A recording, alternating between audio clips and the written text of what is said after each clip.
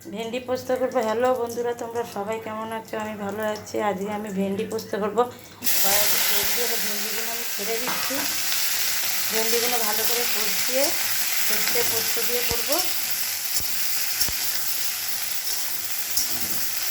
নুন হলুদ দেবো, সামান্য একটু হলুদ দিলাম, একটু নুন দিয়ে দিলাম, দিয়ে ভালো করে এগুলো কষিয়ে নেবো। কষিয়ে তারপরে সর্ষে পোস্ত বেটেছি ওগুলো দিয়ে দেবো।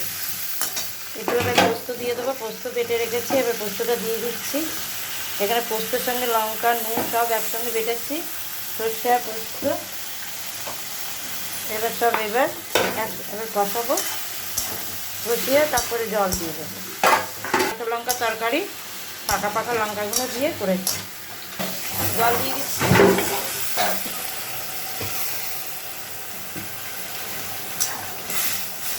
বেশি জল দেবো না, একটু মাখা মাখা হবে। এবার ঢাকা দিয়ে রাখবো।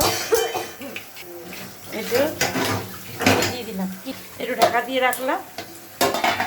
আর একটু জল সিদ্ধ হবে তো, এই ঢাকা দিয়ে। আমার ভেন্ডি পোস্ত রেডি। বেশি একটু ঝোল ঝোল করবো না, মাখা মাখা। এবার নামিয়ে দেবো।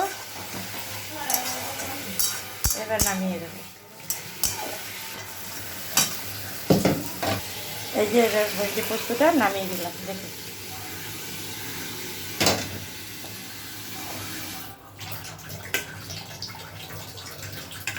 লাইক করবেন, শেয়ার করবেন, কমেন্ট করবেন। ভালো লাগলে কমেন্ট করে জানাবেন, শেয়ার করে দেবেন, সাবস্ক্রাইব করবেন। ধন্যবাদ। ভালো থাকবেন, সুস্থ থাকবেন।